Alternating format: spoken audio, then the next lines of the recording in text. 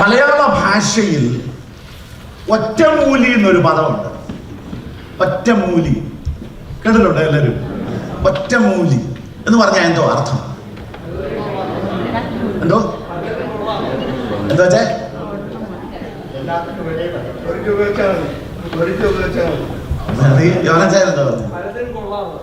പലതിനും കൊള്ളാം, എല്ലാറ്റിനും കൊള്ളാം. Okay, anybody else? ആയുർവേദത്തിലെ ഒരു മരുന്ന് അല്ലയോ അതെല്ലാത്തിന്റെയും പരിഹാരം. ദൈവവചനത്തിൽ ഒരു ഒറ്റമൂലിയുണ്ട്. അതാരെങ്കിലും ശ്രദ്ധിച്ചിട്ടുണ്ടോ? ദൈവവചനത്തിൽ ഒരു ഒറ്റമൂലിയുണ്ട്.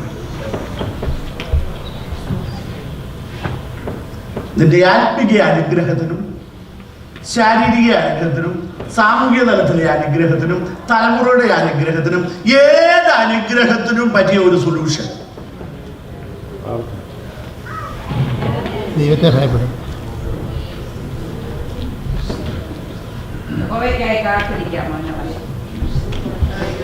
ദൈവഭയം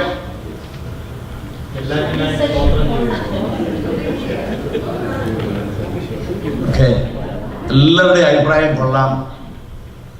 വചനത്തിലെ ഒറ്റമൂലി, വചനത്തിലേക്ക് കടന്ന് ശ്രദ്ധിച്ചോളൂ. ക്ഷമിക്കുക,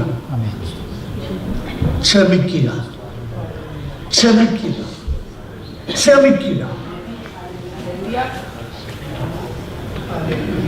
നമ്മുടെ പാപത്തിന്റെ പരിഹാരം ഉണ്ടായത് ക്ഷമയിലൂടെ. യേശുക്രിസ്തു തന്റെ രക്തത്താൽ വീണ്ടെടുക്കപ്പെട്ടു ദൈവസഭയോട് പറയുന്നത് നീയും ക്ഷമിക്കണം. ഞാൻ വിചാരിച്ചു കഴിഞ്ഞ ഞായറാഴ്ച കൊണ്ട് ആ സബ്ജക്റ്റ് അങ്ങ് തീരുമെന്ന. എന്നാൽ ഈ ആഴ്ചയുടെ ദിനങ്ങളിലെല്ലാം ദൈവത്തിന്റെ ആത്മാവിനോട് ഇടപെടുന്നത് ആ സബ്ജക്റ്റിൽ മുന്നോട്ട് പോകാനാണ്. ദൈവജനം ക്ഷമിക്കണം. ഈ തത്വത്തെ യേശുക്രിസ്തുവിന്റെ പഠിപ്പീരുകളിലൊക്കെ നമുക്ക് കാണാമെങ്കിലും 5 പ്രധാന സന്ദർഭങ്ങളിൽ കർത്താവ് ഇതിനെ ഉരുവിട്ടു. റിപ്പീറ്റ് ചെയ്യും. ഒന്നാമത് നമ്മൾ കാണുന്നത് കർത്താവിന്റെ പർവ്വത പ്രസംഗത്തിലാണ്. കർവ്വ പ്രസംഗത്തിൽ ഏത് ഭാഗത്താണ്? കർത്താവിന്റെ പ്രാർത്ഥന. പെന്തക്കോസ്തുകാരായ നമ്മൾ പ്രാർത്ഥന ചൊല്ലാത്തതിന്റെ കുഴപ്പം ഇവിടെ വരുന്നത്. എന്നും കൊണ്ട് ആ ജോലിക്കൊണ്ട് തന്നെ അവസാനിപ്പിക്കണമെന്നല്ല. ഞങ്ങളുടെ കടക്കാരോട് ഞങ്ങൾ ക്ഷമിച്ചതുപോലെ യേശു ഒന്നാമത് പറഞ്ഞത്. രണ്ടാമത് എവിടെയാണെന്നറിയാമോ? കർത്താവ് തിയറിറ്റിക്കലായി പഠിപ്പിക്കുക മാത്രമല്ല, കഴിഞ്ഞ ആഴ്ച ഞാൻ പറഞ്ഞു, പാരബോളിക്കലി കർത്താവ് ഡെമോൺസ്ട്രേറ്റ് ചെയ്ത് കാണിച്ചു. അത് നമ്മൾ കഴിഞ്ഞ ആഴ്ച ശ്രദ്ധിച്ചത്. ഒരു രാജാവ് ഒരുത്തനോട് ക്ഷമിച്ചു. അവൻ ക്ഷമയൊക്കെ മേടിച്ച് $10,000 വിഷയമായിരുന്നു. ക്ഷമയും മേടിച്ച് അങ്ങോട്ട് പോകുന്ന വഴിക്ക് അവനോട് $100 മേടിച്ചവനെ കണ്ടു. അവന്റെ കൊങ്ങായിക്ക് പിടിച്ച് ഞെക്കിയെന്നാണ് പറഞ്ഞത്. രാജാവ് ഇതറിഞ്ഞ് അവനെ തിരിച്ചു വിളിച്ചിട്ട് എന്ത് ചെയ്തു? അവന്റെ അക്കൗണ്ടിന്റെ ഹാർഡ് ഡിസ്ക് പുറമോട്ട് കറക്കി. എന്നിട്ട് അവനെ ന്യായം വിധിച്ചതായിട്ടാണ് പറഞ്ഞത്. ദൈവത്തിൽ നിന്നുള്ള ഭാവക്ഷമ, ദൈവത്തിൽ നിന്നുള്ള ദാനമാകൃതയായിട്ട് ദൈവത്തിന്റെ കണ്ടീഷൻ മനുഷ്യനോട് നീ ക്ഷമിക്കുന്നതിന്റെ അടിസ്ഥാനത്തിൽ. രണ്ടാമത്തെ പ്ലേസ് അതാണ്. മൂന്നാമത്തെ പ്ലേസ് എവിടാന്ന് ശ്രദ്ധിച്ചോളൂ. പ്ലീസ് പ്ലീസ് പ്ലീസ് പ്ലീസ് വരുന്നവരോട് പറയാൻ ഉദ്ദേശിച്ച് ആദ്യം പറഞ്ഞ എന്താണെന്ന് അത് പറയുമ്പോൾ സംസാരിക്കുകയാണ് അല്ലേ. ഒന്ന് കർത്താവിന്റെ പർവ്വത പ്രസംഗത്തിൽ, രണ്ടാമത് കർത്താവ് അത് സുവിശേഷത്തിൽ പാരബോളിക്കലി ഡെമോൺസ്ട്രേറ്റ് ചെയ്തു. ഇനി മൂന്നാമത് എവിടാന്നറിയാമോ? ഈ ക്ഷമിക്കണമെന്നുള്ളത് കർത്താവ് ജീവിതത്തിലൂടെ കാണിച്ചു. നമ്മൾ ശ്രദ്ധിക്കാൻ പോവാം. യേശു ക്രിസ്തു എങ്ങനെയാണ്, എന്തുകൊണ്ടാണ് ക്ഷമിക്കേണ്ടതെന്ന് തന്റെ ജീവിതത്തിലൂടെ കാണിച്ചു കൊടുത്തു. ഇനി നാലാമത് എവിടാന്നറിയാമോ? കർത്താവിന്റെ അവസാനത്തെ പ്രാർത്ഥനയുണ്ടെന്ന്. എന്തോ ആ പ്രാർത്ഥനയ്ക്ക് പറയുന്നത്? High priestly prayer. യോഹന്നാന്റെ സുവിശേഷം 17-ാം അധ്യായത്തിൽ അതിനകത്തെ മുഴുവൻ സത്തെന്ന് പറയുന്നത് ക്ഷമിക്കണം.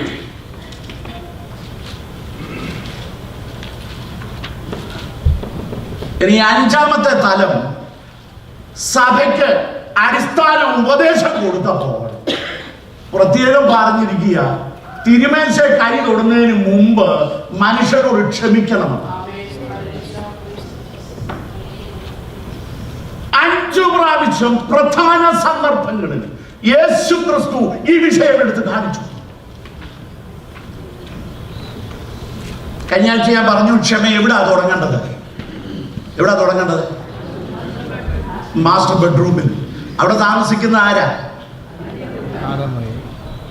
ഭാര്യ ഭർത്താവിനോട് ക്ഷമിക്കണം, ഭർത്താവ് ഭാര്യയോട് ക്ഷമിക്കണം. കഴിഞ്ഞ 40 കൊല്ലമോ 50 കൊല്ലമോ 60 കൊല്ലമോ ഒക്കെ ഒരുമിച്ച് ജീവിച്ചുണ്ടാകും. 10 കൊല്ലമായിരിക്കാം, 2 കൊല്ലമായിരിക്കാം, മാസങ്ങളായിരിക്കാം. ക്ഷമിക്കേണ്ട തലങ്ങളുണ്ടെങ്കിൽ ക്ഷമിക്കണം. ദൈവരാജ്യം നഷ്ടപ്പെടാതിരിക്കണമെങ്കിൽ.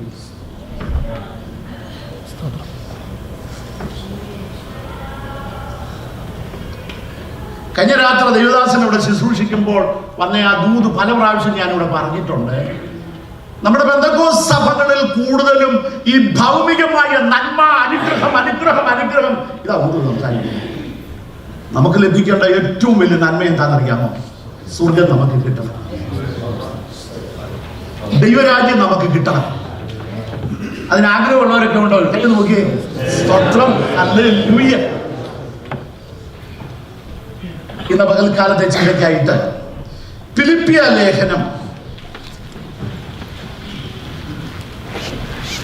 2-ാം അധ്യായത്തിലേക്ക് നമുക്ക് പ്രാരംഭമായി കടന്നു വരാം. അതിൻ്റെ കൂടെ 4-ാം അധ്യായത്തിന്റെ 2-ാം വാക്യവും വായിക്കണം. ആദ്യം എല്ലാവരും ശ്രദ്ധിക്കണം. ഫിലിപ്പിയ ലേഖനം 4-ാം അധ്യായം 2-ാം വാക്യം വായിക്കും. അതിനുശേഷം 2-ാം അധ്യായത്തിന്റെ 1 മുതൽ 11 വരെയുള്ള വാക്യങ്ങൾ വായിക്കും. ഞാൻ യുവതിയെയും സുന്ദരിയെയും പ്രബോധിപ്പിക്കുന്നു. മതി. ഒന്നുകൂടെ അതേ വാക്യം ഒന്ന് വായിച്ചു. ഞാൻ യുവതിയെയും സുന്ദരിയെയും പ്രബോധിപ്പിക്കുന്നു. യുവതിക അമ്മാമയോടും സുന്ദുക അമ്മാമയോടും പറയണം എന്തോ? ദൈവസഭയിൽ ഏകചിന്തയോടെ ഇരിക്കണം. ഇനി 2-ാം അധ്യായത്തിലേക്ക് പോകും. ക്രിസ്തുവിൽ വല്ല പ്രബോധനമുണ്ടെങ്കിൽ, സ്നേഹത്തിന്റെ വല്ല ആശ്വാസമുണ്ടെങ്കിൽ, ആത്മാവിന്റെ വല്ല കൂട്ടായ്മയുണ്ടെങ്കിൽ, വല്ല ആർദ്രതയും മനസ്സയും ഉണ്ടെങ്കിൽ, നിങ്ങൾ ഏക മനസ്സുള്ളവരായി ഏക സ്നേഹം കൊണ്ട് ഐകമത്യപ്പെട്ട് ഏക ഭാവമുള്ളവരായി ഇങ്ങനെ എന്റെ സന്തോഷം പൂർണ്ണമാക്കുവിൻ. ശാഠ്യത്താലോ ദുരഭിമാനത്താലോ ഒന്നും ചെയ്യാതെ താഴ്മയോടെ ഓരോരുത്തൻ മറ്റുള്ളവനെ തന്നെക്കാൾ ശ്രേഷ്ഠനെന്ന് എണ്ണിക്കൊള്ളുവിൻ. ഓരോരുത്തൻ സ്വന്തം ഗുണമല്ല, മറ്റുള്ളവന്റെ ഗുണവും കൂടെ നോക്കണം. ക്രിസ്തുയേശുവിലുള്ള ഭാവം തന്നെ നിങ്ങളിൽ ഉണ്ടായിരിക്കട്ടെ. അവൻ ദൈവരൂപത്തിലിരിക്കെ ദൈവത്തോടുള്ള സമത്വം മുറുകെ പിടിച്ചുകൊള്ളണമെന്ന് വിചാരിക്കാതെ ദാസരൂപമെടുത്ത് മനുഷ്യ സാദൃശ്യത്തിലായി തന്നെത്താൻ ഒഴിച്ച് വേഷത്തിൽ മനുഷ്യനായി വിളങ്ങി തന്നെത്താൻ താഴ്ത്തി മരണത്തോളം തന്നെ അനുസരണമുള്ളവനായി തീർന്നു. അതുകൊണ്ട് ദൈവവും അവനെ ഏറ്റവും ഉയർത്തി സകല നാമത്തിന് നേരായ നാമം നൽകി. അങ്ങനെ യേശുവിന്റെ നാമത്തിൽ സ്വർലോകരുടെയും ഭൂലോകരുടെയും അധോലോകരുടെയും മുഴങ്കാലൊക്കെയും മടങ്ങുകയും എല്ലാ നാവും യേശു ക്രിസ്തു കർത്താവ് എന്ന പിതാവായ ദൈവത്തിന്റെ മഹത്വത്തിനായി ഏറ്റുപറയുകയും ചെയ്യേണ്ടി വരും. ശ്രദ്ധിക്കണം. ഫിലിപ്പിയ ലേഖനം അപ്പോസ്തലനായ പൗലോസിനാൽ എഴുതപ്പെട്ട ലേഖനമാണ്. ഇതിന്റെ പശ്ചാത്തലമൊക്കെ അപ്പോസ്തല പ്രവൃത്തിയിലേക്ക് കടന്നാൽ നിങ്ങൾക്ക് അറിയാം എങ്ങനെയാണ്, എപ്പോഴാണ് ഈ സഭ ആരംഭിച്ചത്. ഈ സഭ ആരംഭിച്ച് ഏതാണ്ട് ഒരു 10 വർഷത്തിന് ശേഷമാണ് പൗലോസ് ഈ ലേഖനം എഴുതുന്നത്. ഈ ലേഖനം എഴുതുമ്പോൾ തന്റെ കാരാഗ്രഹവാസത്തിന്റെ സമയത്താണ്. ഈ ലേഖനത്തിലൂടെ പൗലോസിന് പല ഉദ്ദേശങ്ങൾ ഉണ്ടായിരുന്നു. ഒന്ന്, തനിക്ക് ലഭിച്ച സാമ്പത്തിക സഹായത്തിന് നന്ദി പറയുന്നത് കൂടിയാണ്. എന്നാൽ ഈ ലേഖനത്തിൽ ആത്മിക അച്ചടക്കവുമായി ബന്ധത്തിൽ പൗലോസ് പ്രത്യേകമായി ദൈവസഭയെ ഉദ്ബോധിപ്പിക്കുന്നു. ഈ ആത്മീയ അച്ചടക്കവുമായി ബന്ധത്തിൽ ദൈവസഭയെ ഉദ്ബോധിപ്പിക്കുവാൻ ഒരു പ്രത്യേക കാരണം. അവിടെ രേഖപ്പെടുത്തുന്ന രണ്ട് സഹോദരിമാർ, ഒന്നുകൂടെ ഭാഗം വായിച്ച ദിവസനെ,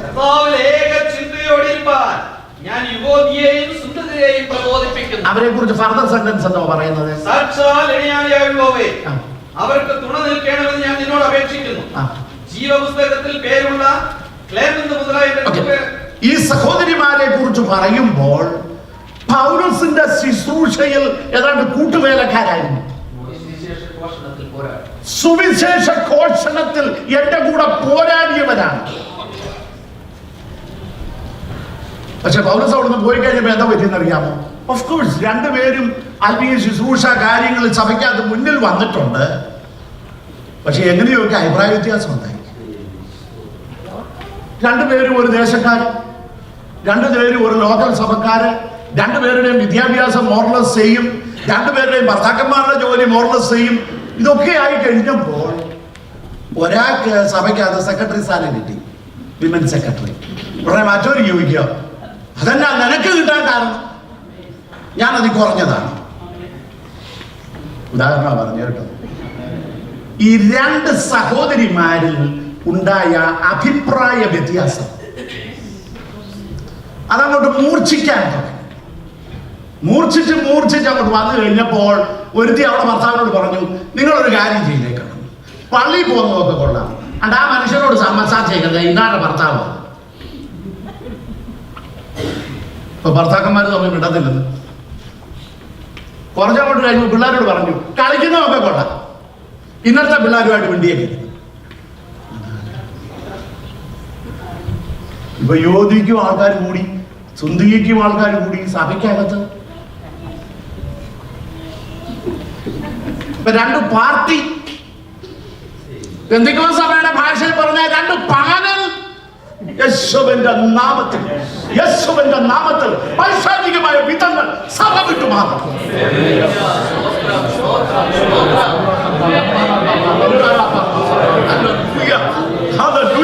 രക്തത്താൽ വിലയ്ക്ക് വേണ്ടിച്ച ദൈവസഭ, ക്രിസ്തുവിന്റെ സഭ. അതിനുവേണ്ടി കണ്ണുനീരും രക്തവും ഒഴിച്ച അഭിഷക്തന്മാർക്കായി ദൈവത്തെ സ്തുതിക്കണമെന്ന് പറഞ്ഞു.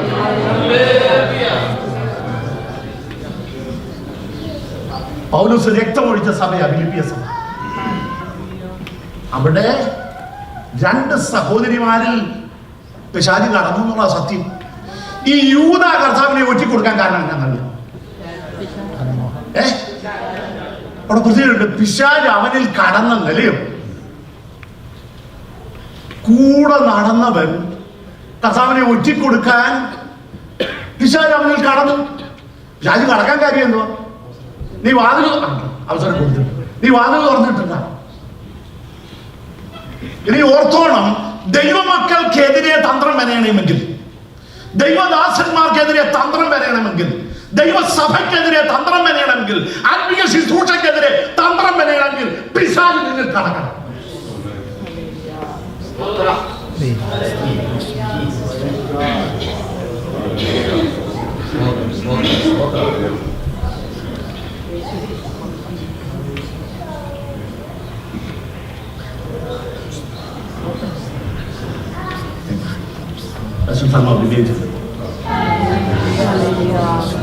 ഈ രണ്ട് സഹോദരിമാരിലായ വിഷയം മൂർത്തിച്ച് സഭയ്ക്കകത്ത് വിഷയമായപ്പോൾ വിഷയം എങ്ങോട്ട് ട്രാൻസ്ഫർ ചെയ്യുന്ന അറിയാമോ?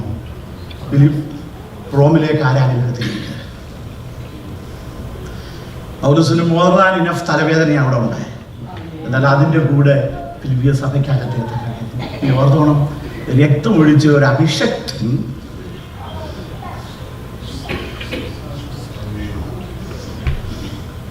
കിലോമീറ്ററുകൾ അപ്പുറത്താണെങ്കിലും ആത്മീയ ശുശ്രൂഷയിൽ ദൈവിക ദൗത്യത്തിൽ മുൻപന്തിയിൽ നിൽക്കേണ്ട സഭ തകരുന്നെന്ന് കേട്ടാൽ ചിന്തിക്കാനൊക്കത്തില്ല. ഈ ഒരു കാര്യം ഓർത്തോളം, ഇപ്പൊ ഞങ്ങളെ പോലുള്ള ഉപദേശിമാരും ഒരു ലോകസഭയെ ശുശ്രൂഷിച്ച് പോയി കഴിഞ്ഞാലും 25 കൊല്ലം കഴിഞ്ഞാലും ഈ സഭ എന്ന് പറഞ്ഞാൽ എപ്പോഴും പ്രാർത്ഥനയുടെ വിഷയത്തിലുള്ളതാണ്, അല്ലയോ? ഈ സഭയുടെ ഉന്നമനത്തിൽ എപ്പോഴും ചിന്തിച്ചുകൊണ്ടിരിക്കും അല്ലേ? പൗലോസ് ഇപ്പൊ 10 വർഷം കഴിഞ്ഞു. പൗലോസ് അറിഞ്ഞപ്പോൾ ഈ ലേഖനം എഴുതുമ്പോൾ താങ്ക്സ് ലെറ്റർ എഴുതുന്നത് അതിന്റെ കൂട്ടത്തിനകത്ത് ആത്മീയ അച്ചടക്കം കൊടുത്തു എടുത്ത് പിൻ പോയിന്റ് ചെയ്തു. ഇനി പൗലോസിന്റെ അപ്രോച്ച് ശ്രദ്ധിക്കണം കേട്ടോ. എനിക്ക് 1-ാം അധ്യായത്തിന്റെ 1-2-3 വാക്യമൊക്കെ എക്സ്പോസ് ചെയ്യാനായതുകൊണ്ട് വേറെ ഇപ്പൊ അതിലേക്ക് കടക്കുന്നില്ല. പൗലോസ് ഈ വിഷയത്തേക്ക് ഒരു പെട്ടെന്ന് അറ്റാക്ക് ഒന്നും ചെയ്തില്ല. അതാണ് ആത്മീയരുടെ അപ്രോച്ച്. ദൈവവചനത്തിന്റെ അടിസ്ഥാനത്തിൽ കാര്യങ്ങളെ കൊണ്ടുവന്നിട്ട് അവസാനിപ്പിക്കാൻ നേരം പറയുക, ഇന്നാരോടും ഇന്നാരോടും പറഞ്ഞേക്കണം, എന്ത് ചെയ്യണമെന്നാ? ഏകചിന്തയോടെ ഇരിക്കണം. ഇനിയും ശ്രദ്ധിക്കണം, ഞാൻ ഒറ്റമൂലി എന്നുള്ള ഭാഗത്തിലാണല്ലോ ആരംഭിച്ചത്. ആത്മിക ജീവിതത്തിൽ ദൈവമക്കൾ ശ്രദ്ധിക്കേണ്ട ഒറ്റമൂലി ഇപ്പൊ ഇവിടെ കണ്ടോ.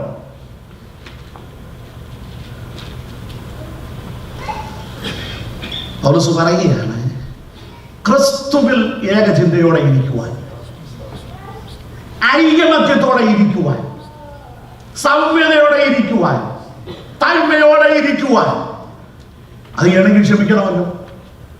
അതിന്റെ മാതൃക ഇവിടെ കണ്ടോളാൻ പറയുക. 2-ാം അധ്യായത്തിലേക്ക് കടന്നു. 1 മുതലുള്ള വാക്യങ്ങൾ ഒന്നുകൂടെ ഒന്ന് വായിക്കണം. 1 മുതൽ 4 വരെയുള്ള വാക്യം ഒന്നുകൂടെ വായിക്കണം. എന്നിട്ട് അടുത്ത ഭാഗത്തേക്ക് കടക്കുന്നു. ക്രിസ്തുവിൽ വല്ല പ്രബോധനം ഉണ്ടെങ്കിൽ, ശ്രദ്ധിച്ചോളാം, രക്ഷിക്കപ്പെട്ട് നല്ല പശ്ചാത്തലം എന്തെങ്കിലും ഉണ്ടെങ്കിൽ, സ്നേഹത്തിന്റെ വല്ല ആശ്വാസം ഉണ്ടെങ്കിൽ, ആത്മാവിന്റെ വല്ല കൂട്ടായ്മ ഉണ്ടെങ്കിൽ, വല്ല ആർദ്രതയും മനസ്സിലും ഉണ്ടെങ്കിൽ, നിങ്ങൾ ഏക മനസ്സുള്ളവരായി ഏക സ്നേഹം കൊണ്ട് ഐകമത്യപ്പെട്ട് ഏക ഭാവമുള്ളവരായി ഇങ്ങനെ എന്റെ സന്തോഷം. ഇത് തുടങ്ങേണ്ടത് മാസ്റ്റർ ബെഡ്റൂമിൽ തുടങ്ങണമെന്നാ പറഞ്ഞത്. മേശയ്ക്ക് ചുറ്റും മക്കളുമായിട്ടുണ്ടാകണമെന്നാ പറഞ്ഞത്. ദൈവസഭയ്ക്കകത്ത് വേണമെന്നാണ്. ദൈവസഭയ്ക്ക് വെളിയില്ല. ഇനി എങ്ങനെ നടക്കും?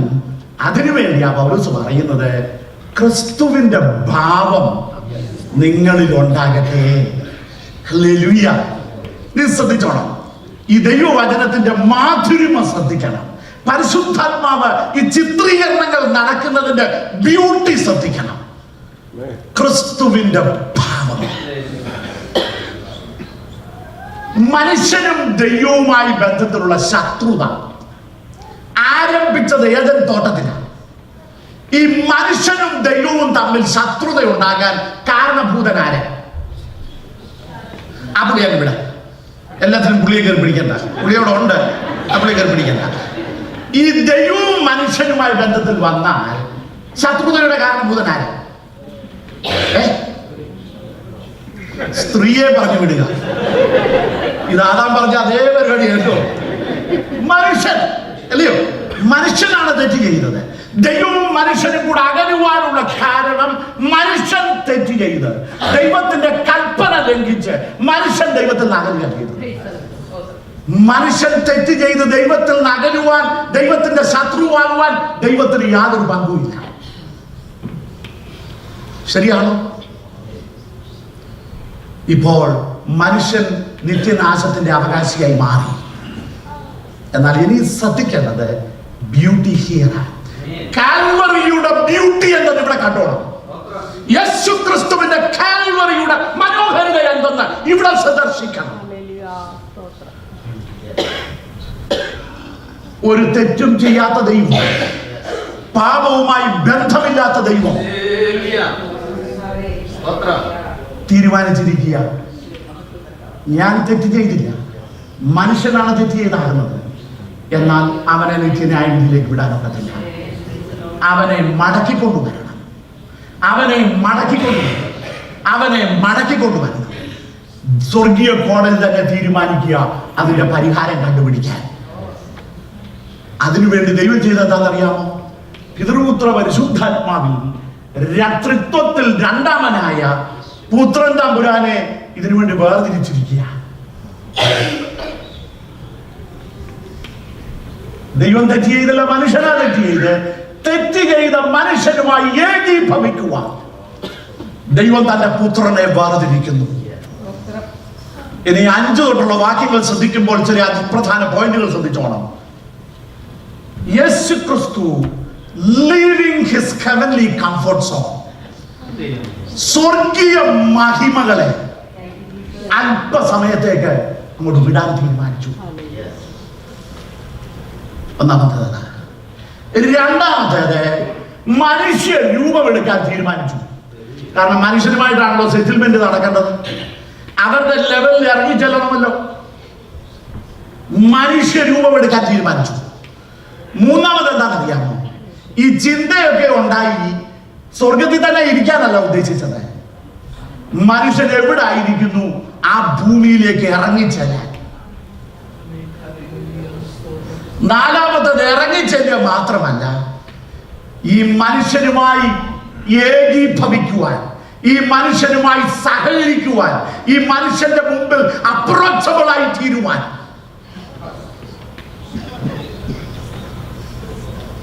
അഞ്ചാമത്തെ സത്യം ശ്രദ്ധിച്ചോ, അവസാനമായി സ്വന്തം ജീവനെ ബലിയർപ്പിക്കാൻ തീരുമാനിച്ചു. ഈ തെറ്റ് ചെയ്ത മനുഷ്യനെ ദൈവത്തിലേക്ക് മടക്കിക്കൊണ്ടുവരിക. ഈ 5 സത്യങ്ങൾ വീണ്ടും ശ്രദ്ധിക്കണം. ദൈവം തന്റെ പുത്രൻ തമ്പുരാനെ വേർതിരിച്ചപ്പോൾ ദൈവ സ്നേഹത്തിന്റെ ആഴം അവിടെയാണ് കാണുന്നത്. 1, സ്വർഗീയ മഹിമകളെ വിടാൻ തീരുമാനിച്ചു.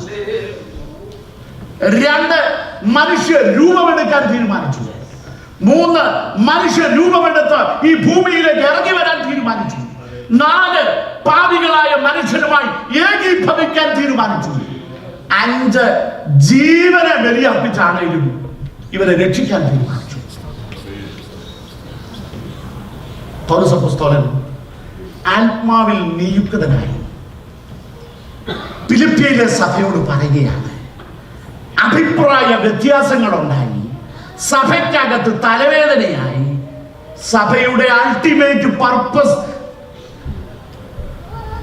നിവർത്തീകരിക്കത്തില്ല എന്നുള്ള നിലവാരം കണ്ടപ്പോൾ പൗലോസ് അവരോട് പറയുകയാണ്, ക്രിസ്തുവിന്റെ ഭാവം നിങ്ങളെ.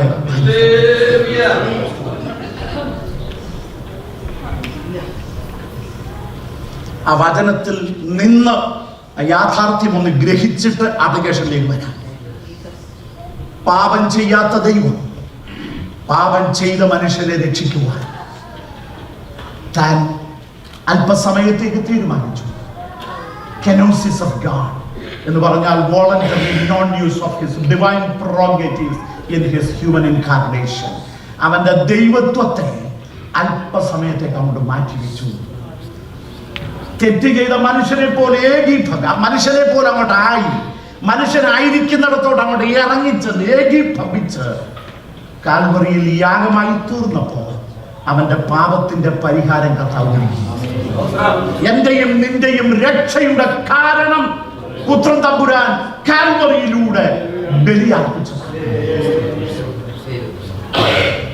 അത് വിശ്വസിക്കുന്നവർ, അതോർത്ത് ദൈവത്തെ സ്തുതിക്കുന്നവർ ദൈവത്തിന് സ്തോത്രം. ഇപ്പോൾ പൗലോസ് പറയുകയാണ്, ദൈവസഭയായി നിന്ന് ദൈവിക ദൗത്യം നിറവേറ്റുവാൻ ആഗ്രഹിക്കുമ്പോൾ ക്രിസ്തുവിന്റെ ഭാവം നിങ്ങളെ എപ്പോഴും. കഴിഞ്ഞ ആഴ്ച ഞാൻ പറഞ്ഞതുപോലെ നാം ഈ ശരീരത്തിൽ ഇരിക്കുന്നിടത്തോളം കാലം പാപം ചെയ്യാനുള്ള എല്ലാ സാധ്യതകളും. പാപം ചെയ്യണമെന്ന് നിർബന്ധമില്ല, പരിശുദ്ധാത്മാവിനാൽ നമുക്ക് അതിജീവിക്കാം ഏത് ടെംപ്റ്റേഷനെയും. എന്നാൽ ഈ ശരീരത്തിൽ ഇരിക്കുന്നിടത്തോളം കാലം inborn tendency of evil with us. രക്ഷിക്കപ്പെട്ടത് കൊണ്ട് പാപ സ്വഭാവം നമ്മളിന്ന് മാറിയിട്ടില്ല. അതുകൊണ്ട് ഭാര്യ ഭർത്തൃ ബന്ധത്തിൽ ജീവിക്കുമ്പോൾ ഭാര്യ രക്ഷിക്കപ്പെട്ട് സ്നാനപ്പെട്ട് അഭിഷേകമൊക്കെ പ്രാപിച്ചതായിരിക്കും. പക്ഷെ അറിയാതെ ഫസ്റ്റ് അമ്മച്ചിയുടെ സ്വഭാവം ചിലപ്പോൾ കാണിച്ചെന്ന് വരാം. ഇതുപോലെ തന്നെ അജയം കാണിച്ചെന്ന് വരാം, മക്കള് കാണിച്ചെന്ന് വരാം. പക്ഷെ ദൈവ മക്കൾ എന്നുള്ള നിലയിൽ ഗുഡ് ഫോർ നത്തിങ് എന്ന് എഴുതി മുദ്രയിടാൻ ഒക്കത്തില്ല.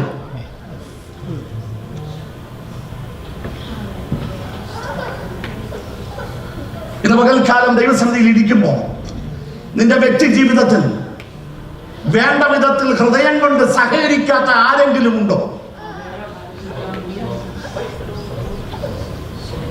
അതും ഭാര്യ, അങ്ങനെയുള്ള കുഴപ്പമൊന്നും ഇവിടെ ഇല്ലെന്നാണ് എന്റെ വിശ്വാസം. ഭാര്യ ഭർത്തൃ ബന്ധം തൊട്ട് തുടങ്ങണം.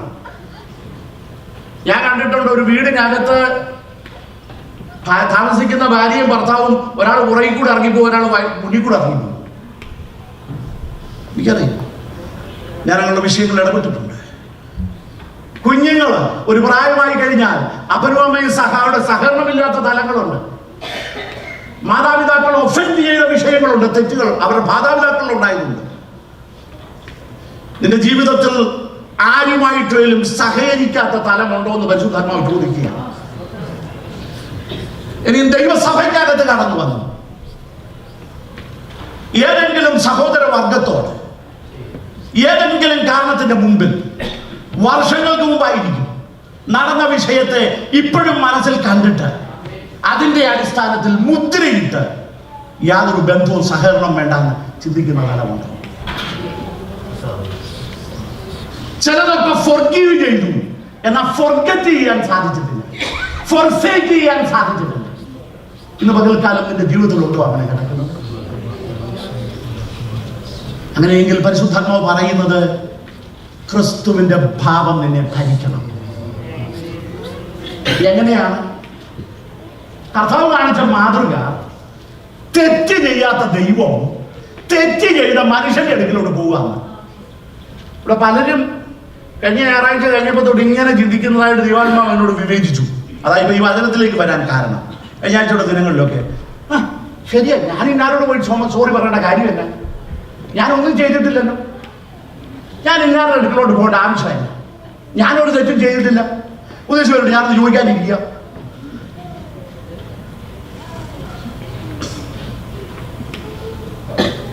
ശ്രദ്ധിച്ചോണം, തെറ്റ് ചെയ്യാത്ത ദൈവം തെറ്റ് ചെയ്ത മനുഷ്യന്റെ അടുക്കിലോട്ട് പോവാം. എന്നിട്ട് ജീവനെ പോലും കൊടുക്കുക. എന്തിനാണെന്നറിയാമോ? ഈ തെറ്റ് ചെയ്ത മനുഷ്യന് നിത്യത കിട്ടണം. അങ്ങനെയാണെങ്കിൽ ഭാര്യ ഭർത്തൃ ബന്ധത്തിൽ എന്റെ ഭർത്താവിന് നിത്യത കിട്ടണം. ചിന്തിക്കാത്തവർ ഇവിടെ ഇരിപ്പുണ്ടോ? എന്റെ ഭാര്യയ്ക്ക് നിത്യത കിട്ടണമെന്ന് ചിന്തിക്കാത്തവർ ഇവിടെ ഇരിപ്പുണ്ടോ? മക്കളോ സഭാതലത്തില് അത് ചില ത്യാഗപരമായ സ്റ്റെപ്പാ. ക്രിസ്തുവിന്റെ ഭാവം നിങ്ങളെ ഭരിക്കണം. യേശു ക്രിസ്തു സ്വർഗീയ മഹിമകളെ ഈ ദൗത്യത്തിനു വേണ്ടി അല്പസമയം അങ്ങോട്ട് മാറ്റിവെച്ചതുപോലെ എന്റെയും നിന്റെയും ജീവിതത്തിൽ ഞാൻ എന്തോ ആകുന്നു എന്ന് ചിന്തിക്കുന്ന ആ ചിന്താഗതിയിൽ നിന്ന് നീ താഴോട്ട് ഇറങ്ങി പറയാം. കർത്താവ് സ്വർഗീയ മഹിമ വിട്ടതിൽ കൂടുതലൊന്നും നമ്മൾ ആരും വിടാനില്ലല്ലോ. ഇവിടെ ഇരിക്കുന്ന നമ്മുടെ സഹോദരന്മാർ, ഞാൻ ഉൾപ്പെടെ വരുന്നത് ഞാൻ ഭർത്താവാണ്, ഭാര്യയായിട്ട് ഞാൻ പറഞ്ഞ കേൾക്കട്ടെ, അതുകൊണ്ട് ഞാനെന്തിനാ അങ്ങോട്ട് ഇറങ്ങിപ്പോന്നെ? പരിശുദ്ധാത്മാവ് പറയുന്നത് ക്രമീകരണങ്ങളുടെ തലം വരുമ്പോൾ ഒന്നും കൂടുതലായിട്ട് ചിന്തിക്കണം. ഭാര്യ ചിന്തിക്കുക, ഞാനല്ലേ വീട്ടിൽ കൂടുതൽ പൈസ ഉണ്ടാക്കുന്നത്, അതുകൊണ്ട് ഞാനിപ്പോ അങ്ങനെ എടുത്തോട്ട് പോകുന്നത് എന്നാ? പോണം.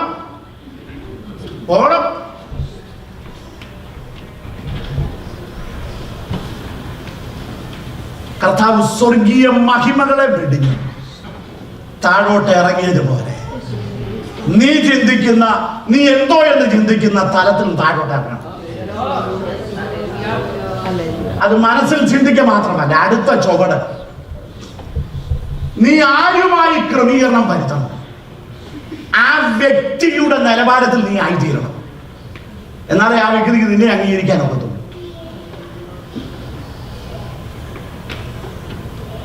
ഇപ്പൊ നമ്മള് ക്രമീകരണത്തിന് വേണ്ടി ഒരാളെ പോവാം, അങ്ങോട്ട് ചെല്ലുന്നത് കോപ്രായിട്ട്, നീ പണ്ട് എന്നോട് കാണിച്ച ഇപ്പോഴും ഞാൻ ഓർക്കുന്നു, എന്നോട് സാറ് പറഞ്ഞുകൊണ്ട് ഞാനൊന്ന് സെറ്റിൽ ആകാൻ വന്ന ഉടനെ മറ്റേ പുള്ളി പറഞ്ഞു, നീ എന്തിനാ ഇങ്ങോട്ട് വന്നത്? അങ്ങനെ വല്ലതും നടക്കൂ? ഞാൻ വർഷങ്ങൾ കോളേജിൽ ഇരുന്ന് കൗൺസിലിംഗ് നടത്തിയത്. ചില സ്റ്റുഡൻസിനോട് എന്തെങ്കിലും പോയി ഇന്നോട് പോയി സെറ്റിൽ ചെയ്യാൻ പറഞ്ഞു, അങ്ങോട്ട് ചെല്ലുന്നത് കടുവായിട്ട്, അവൻ അപ്പുറത്തോട് കടുവ ഇങ്ങോട്ടിരിക്കുക. കർത്താവ് മനുഷ്യ രൂപം എടുത്തു അല്ലേ? ഏകീഭവിക്കാനുള്ള രൂപത്തിൽ നാം ചെല്ലണം. നല്ല ഹൃദയത്തിലെ ആശയത്തോടെ ഇന്നാരുമായി ഒരു വിഷമം എനിക്കുണ്ട്, അത് സെറ്റിൽ ചെയ്യുവാൻ ഞാൻ എൻ്റെ രൂപമൊക്കെ ഒന്ന് മാറ്റണം. മൂന്നാമത് കർത്താവ് ഭൂമിയിലോട്ട് ഇറങ്ങി ചെന്ന നീ ആരുമായി സെറ്റിൽ ചെയ്യണം? അവരുടെ അടുക്കലോട് നീ പോകണം. നീ തെറ്റ് ചെയ്തിട്ടില്ലായിരിക്കും, എന്നാൽ തെറ്റ് ചെയ്തില്ലെങ്കിൽ പോലും നീ അവരുടെ അടുക്കലോട് പോകണമെന്ന്. നല്ല സമയം നമ്മൾ ചിന്തിക്കുക നമ്മൾ തെറ്റ് ചെയ്തില്ലെന്ന്, അവരോട് ജോലികൾ തെറ്റ് ചെയ്തു. ക്രമീകരണങ്ങൾക്ക് വേണ്ടി ആരത് ചിന്തിക്കുന്നോ അവരിലേക്ക് നമ്മളെ കടത്തിക്കണം. അവരുമായി ഏകീഭവിക്കണം. ഒരു ഹൃദയമുള്ളവരായി തീരുവാൻ നാം ശ്രമിക്കണം. ആ ചുവടിൽ ഏത് ത്യാഗവും വഹിക്കേണ്ടവന്നെങ്കിൽ വഹിക്കണം. കർത്താവ് ജീവനെ കൊടുക്കാൻ തയ്യാറാണ്, കൊടുക്കുകയും ചെയ്യും. എന്തിനു വേണ്ടിയാണ്? തന്റെ ശത്രുവിനെ മിത്രമാക്കി അവന് നിത്യജീവൻ കൊടുക്കാൻ. ഞാൻ കഴിഞ്ഞ ആഴ്ച ഉദാഹരണം പറഞ്ഞല്ലോ, പാസ്റ്റർ തോമസ് വർക്കിയുടെ കാര്യം. 80കളുടെ ഒടുവിൽ 35,000 രൂപ ഇന്ത്യൻ മണി ഒരു ബന്ധു മേടിച്ചിട്ട് പറയാം തരത്തില്ല. പിന്നെയും ചോദിച്ചു, പുള്ളി അങ്ങ് രക്ഷിക്കപ്പെട്ട് അഭിഷേകം പ്രാപിച്ച് ബൈബിൾ കോളേജിൽ പഠിക്കാനൂടെ പോയി കഴിഞ്ഞപ്പോൾ ചോദിക്കുകയാണ്, നിനക്ക് എന്താ വേണം ചെയ്തു? തരത്തില്ല. പുള്ളി അഭിഷേകം പ്രാപിക്കാനിരുന്നപ്പോൾ അഭിഷേകം കിട്ടത്തില്ല, കാരണം പരിശുദ്ധാത്മാവിൽ അങ്ങോട്ട് വിവേചിച്ചു. താൻ അതിനെക്കുറിച്ച് പിന്നീട് അല്പം കഴിഞ്ഞിട്ട് മാസങ്ങൾ കഴിഞ്ഞായിരിക്കാം അനുദപിച്ച് അതിനെ എഴുതി തള്ളി. ആ എമൗണ്ട് ഒരു ത്യാഗപരമായ സ്റ്റെപ്പാണ്. ചില വ്യക്തിത്വങ്ങളുമായി ഈ സെറ്റിൽമെന്റ് നടത്തുവാൻ പരിശുദ്ധാത്മാവ് പറയുന്നത് ത്യാഗപരമായ ചുവടുകൾ എടുക്കണം. ത്യാഗപരമായ ചുവടുകൾ. ജീവനെ കർത്താവ് ബലിയർപ്പിച്ചെങ്കിൽ നിത്യതയുമായി ബന്ധത്തിൽ വരുമ്പോൾ നിനക്ക് ലഭിക്കേണ്ടതിനും നിന്റെ ശത്രുവെന്ന് ചിന്തിക്കുന്ന വ്യക്തിക്ക് ലഭിക്കേണ്ടതിനും നീ ത്യാഗപരമായ ചില ചുവടുകളെ എടുക്കണം. ക്രിസ്തുവിന്റെ ഭാവം നിന്നെ ഭരിക്കട്ടെ. ക്രിസ്തുവിന്റെ ഭാവം നിന്നെ ഭരിക്കട്ടെ. ഇത് പകൽക്കാലം ഈ വചനം ഹൃദയത്തെ സ്പർശിക്കുന്നുണ്ടെങ്കിൽ നീ എടുക്കേണ്ട ചുവടുകൾ എന്തെന്ന് നിന്റെ ഹൃദയത്തിൽ നീ തീരുമാനിക്കണം.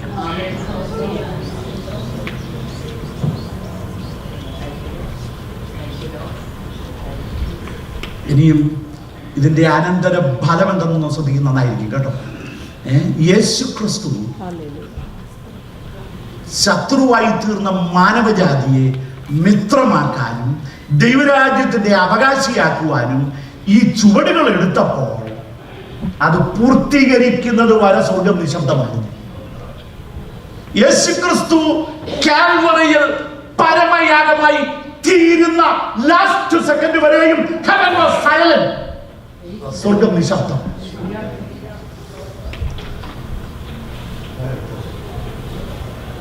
സ്വർഗം നിശബ്ദം. എന്നാൽ യേശു പറഞ്ഞു, ഇറ്റ് ഈസ് ഫിനിഷ്ഡ്. സകലവും നിവൃത്തിയായി. തോട്ടത്തിൽ അകന്നുപോയ മാനവജാതിയുടെ പാപത്തിന്റെ പരിഹാരത്തിനുള്ളത് സകലവും നിവർത്തിയിരിക്കുന്നു എന്ന് അരുളി ചെയ്ത് ജീവനെ വിട്ടുകഴിഞ്ഞപ്പോൾ സ്വർഗം സംസാരിക്കാൻ തുടങ്ങി. മലയാളത്തിലൊരു പഴയ പാട്ടുണ്ട്, വാനവും ഭൂമിയും പൊട്ടിക്കരഞ്ഞു, കുരിശിലൻ നാഥനെ നോക്കി, ആകാശമണ്ഡലം മൂകതമായി പുഞ്ചിരിച്ചു. ശ്രദ്ധിക്കണം, ആ ഉച്ച കഴിഞ്ഞ സമയത്ത് വാനവും ഭൂമിയും പൊട്ടിക്കരയുന്ന ഒരു നിലവാരം അവിടെ ഉണ്ടായിരുന്നു. ആമേൻ. പെട്ടെന്ന് രാത്രിയായി നക്ഷത്രങ്ങൾ ഉദിക്കത്തക്കവണ്ണം ആരാണ് കാൽവറിയിൽ പ്രായശ്ചിത്ത യാഗമായതെന്നുള്ളത് നിവർത്തീകരിച്ചു കഴിഞ്ഞപ്പോൾ സ്വർഗം വെളിപ്പെടുത്താൻ തുടങ്ങി. അത് അവിടെ കൊണ്ട് നിന്നില്ല. 3-ാം ദിവസം രാവിലെ കല്ലറകളെ പൊട്ടിച്ചു. ഫിലിപ്പിയ ലേഖനത്തിൽ പൗലോസ് പറയുന്നത്, യേശു ഇത് നിവർത്തിച്ചതുകൊണ്ട് എല്ലാ നാമത്തിലും മേലായ നാമത്തിലേക്ക് സ്വർഗം അവനെ ഉയർത്തുവാൻ ഇടയായി തീർന്നു. ആ വാക്യം ഒന്ന് വായിച്ചേ. അതുകൊണ്ട് ദൈവവും അവനെ ഏറ്റവും ഉയർത്തി സകല നാമത്തിനും മേലായ നാമം നൽകി. അങ്ങനെ യേശുവിന്റെ നാമത്തിൽ സ്വർലോകരുടെയും ഭൂലോകരുടെയും അധോലോകരുടെയും മുഴങ്കാലൊക്കെയും മടക്കുകയും എല്ലാ നാവും യേശുക്രിസ്തു കർത്താവെന്ന് പിതാവായ ദൈവത്തിന്റെ മഹത്വത്തിനായി ഏറ്റുപറയുകയും ചെയ്യേണ്ടി വരും. ശ്രദ്ധിക്കണം. അതുകൊണ്ട് എന്ന് പറഞ്ഞാൽ അതുകൊണ്ടെന്ന് പറയാൻ കാര്യമല്ല. അതുകൊണ്ടെന്ന് പറയാൻ യേശു നിറവേറ്റേണ്ടതെല്ലാം ദൈവത്തിന്റെ ദിവ്യ പ്ലാൻ പ്രകാരം നിറവേറ്റി കഴിഞ്ഞപ്പോൾ അതുഷകാരം ഉയരാൻ തുടങ്ങി. എല്ലാ നാമത്തിലും മേലായ നാമത്തിലേക്ക് ഉയർത്തി മാനിക്കുന്നു. എന്തുവാ ദൂതെന്നറിയാമോ? നിന്റെ വ്യക്തി ജീവിതത്തിൽ മനുഷ്യനുമായിട്ടുള്ള ക്രമീകരണങ്ങളുമായി ബന്ധത്തിൽ നീ ചുവടുകൾ എടുത്ത് മുന്നോട്ട് പോകുമ്പോൾ സ്വർഗം നിന്നെ ദർശിക്കുന്നുണ്ട്. നീ എടുക്കുന്ന ചുവടുകൾക്കനുസരിച്ച്, പരിശുദ്ധാത്മാവ് തരുന്ന നടത്തിപ്പുകൾക്കനുസരിച്ച് നീ അത് നിറവേറ്റി കഴിയുമ്പോൾ ലോകപരമായി ചിന്തിച്ചാൽ നിനക്ക് ചിലപ്പോൾ നഷ്ടം സംഭവിച്ചിട്ടുണ്ട്. അഭിമാനം നഷ്ടമായെന്ന് ചിന്തിച്ച് കാണാം, പണം നഷ്ടമായെന്ന് ചിന്തിച്ച് കാണാം. പക്ഷേ ഇതെല്ലാം ദർശിക്കുന്ന സ്വർഗം നിന്നെ മാനിക്കുമെന്ന്. ഹല്ലേലൂയ. വിശ്വസിക്കുന്നോ? വിശ്വസിക്കുന്നോ? 35,000 രൂപ വല്ല ദൈവത്തിന് വിഷയമാണ്. അതിനപ്പുറത്ത് എത്ര സീറോ ഇട്ട് മാനിക്കാൻ സാധിക്കും? ഹല്ലേലൂയ. ദൈവത്തെ മാനിക്കുവാൻ നീ ഒരു ചുവടെടുത്താൽ സ്വർഗം നിന്നോട് കൂടെ ഇരിക്കുമെന്ന് ദൈവത്തിന്റെ വചനത്തെ മാനിക്കുവാൻ, ദൈവത്തിന്റെ പ്രമാണത്തിന്മേൽ നിൽക്കുവാൻ നീ ഒരു ചുവടെടുക്കുമ്പോൾ സ്വർഗം നിനക്ക് വേണ്ടി 10 ചുവടുകൾ.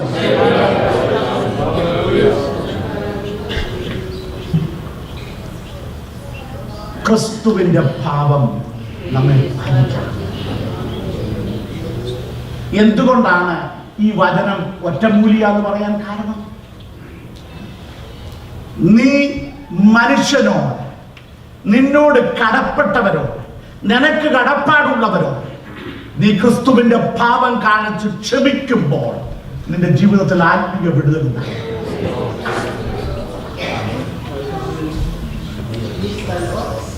പലരും ആരാധിക്കേണ്ടത് പോലെ ദൈവത്തെ ആരാധിക്കാത്തതിന് കാരണം എന്താണ്?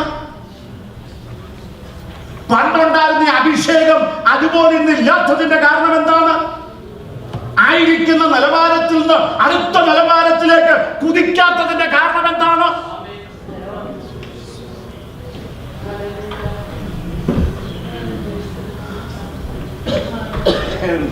ഒന്നാമത് ക്രിസ്തുവിന്റെ ഭാവം നിന്റെ ജീവിതത്തിൽ ആത്മീയ വിടുതൽ വീണ്ടുന്നു.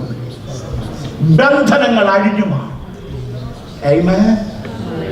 ആത്മീയ വിടുതൽ വന്ന് കഴിയുമ്പോഴുണ്ടല്ലോ മനസ്സിൽ വിടുതലുണ്ടാവും. ഇന്നരെ കാണുമ്പോഴെല്ലാം വെച്ചോണ്ടിരുന്നത് ഇപ്പൊ അതൊക്കെ മാറിയല്ലയോ? ഈ ഇതിലപ്പുറം എന്തുവാ വേണ്ടത് അല്ലയോ? ആരോടെങ്കിലും മുഖം മറച്ചൊക്കെ നടക്കുന്നുണ്ടോ? കൊച്ചുകുഞ്ഞുദേശിയുടെ അനുഭവം എല്ലാവർക്കും സൃഷ്ടിച്ചു കൊടുക്കുന്നുണ്ടോ? കണ്ടും കാണാതെയൊക്കെ പോകുന്നുണ്ടോ? നാട്ടിലിരിക്കുന്ന വല്യപ്പനോടും വല്യമ്മയോടും പിണങ്ങി ഇവിടെ ആരെങ്കിലും ഇരിപ്പുണ്ടോ? അപ്പനോടും അമ്മയോടും പിണങ്ങി ഇവിടെ ഇരിപ്പുണ്ടോ? സുഹൃത്തുക്കളോട് പിണങ്ങി ഇവിടെ ഇരിപ്പുണ്ടോ? നിന്റെ ആത്മീയ വിടുതലിന്റെ തികവിന് ക്രമീകരണം ആവശ്യമെന്ന് ദൈവാത്മാവ് വീണ്ടും പറയും. അത് നിന്റെ മനസ്സിന്റെ വിടുതലാകും, നിന്റെ ശരീരത്തിന്റെ വിടുതലാകും, നിന്റെ കുടുംബത്തിലെ വിടുതലാകും, നിന്റെ മാതൃക നിന്റെ തലമുറയ്ക്ക് മാതൃകയായിരിക്കും.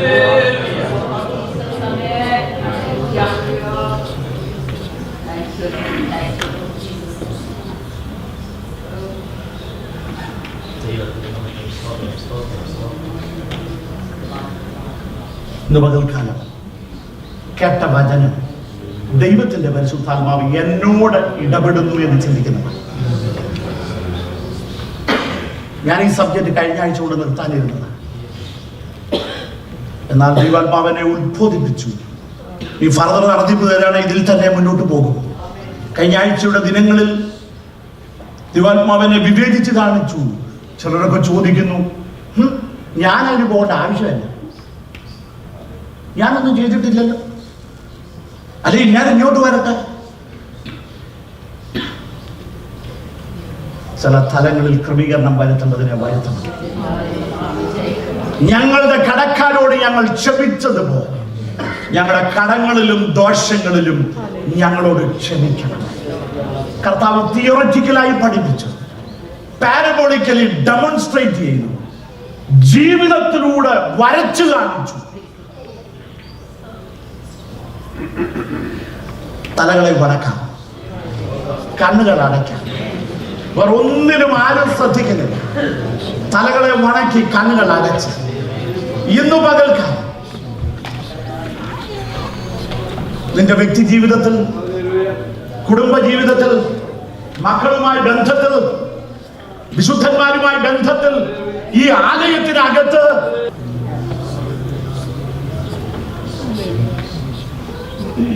പുതിയ സമർപ്പണങ്ങളെ എടുക്കാം.